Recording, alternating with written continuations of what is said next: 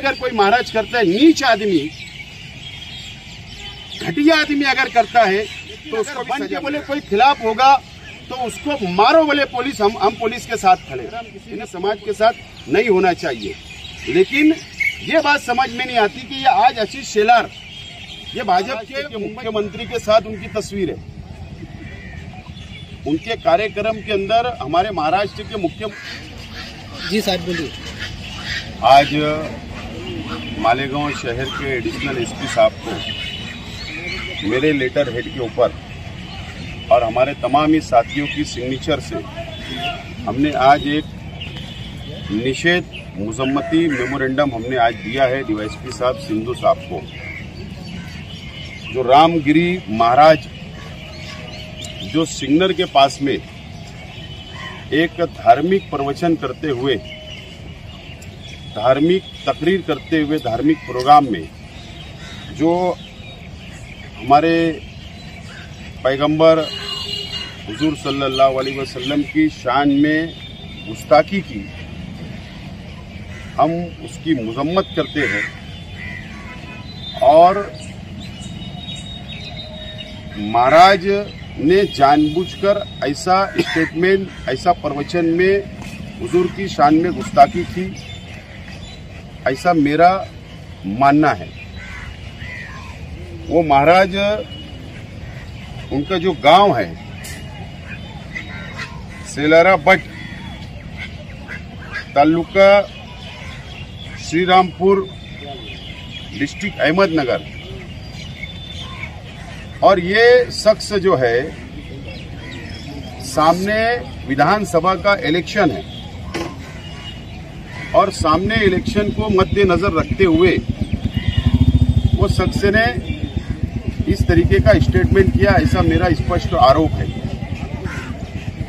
उसके लिए महाराज जो है वो कोई हिंदू धर्म के महाराज नजर नहीं आते, वो एक पक्ष के महाराज नजर आते हैं।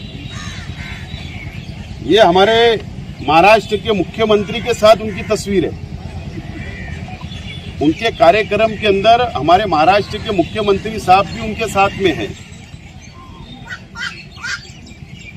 नंबर 2, हमारे मंत्री गिरीश महाजन साहब भी उनका आशीर्वाद ले रहे हैं, जो भारतीय जनता पार्टी के वरिष्ठ नेता और मंत्री हैं। और हमारे मुख्यमंत्री उनके साथ बाजू में बैठे हुए हैं।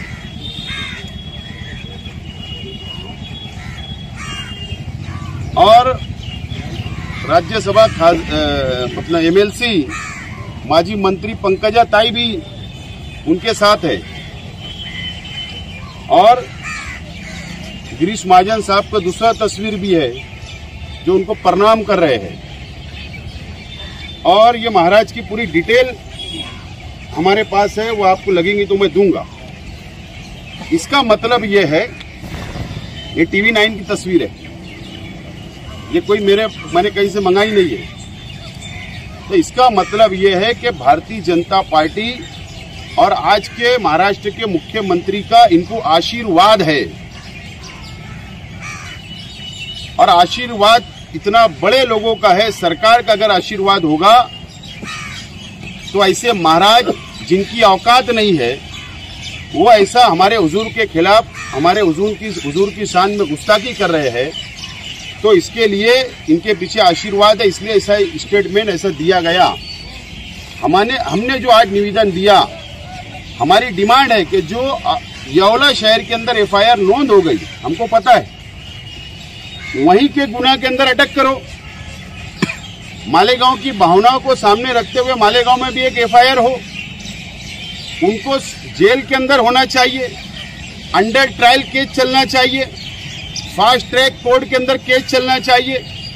क्या आइंदा ऐसे कोई भी समाज, कोई भी धर्म के लोग एक दूसरे के धर्म के या एक दूसरे के हमारे हुजूर के खिलाफ हो या और किसी दूसरे के धर्म के खिलाफ ना हो, इसके लिए सरकार से तो अपेक्षा भी नहीं है, लेकिन जो वरिष्ठ अधिकारी है, जो सरकार सिस्टम कायदा सुव्यवस्था जो बरकरार रखते, उनसे अपेक्षा है कोर्ट से अपेक्षा है, कोर्ट से डिमांड है कि इस तरीके का सख्त एक्शन कोर्ट ने लेना चाहिए।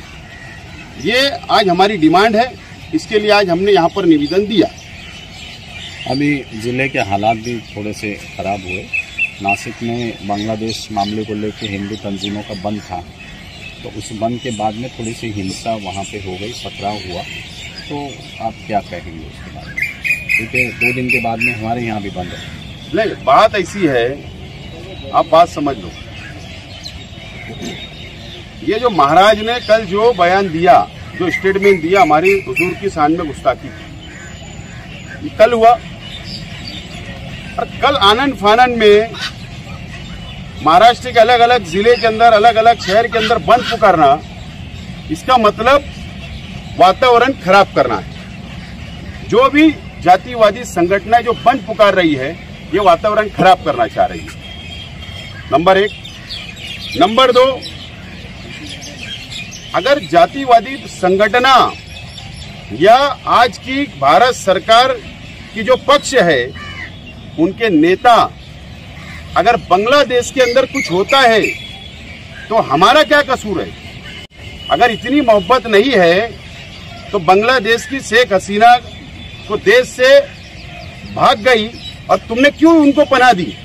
उसको भी देश से बाहर कर दो, कोई दूसरे देश भेज दो।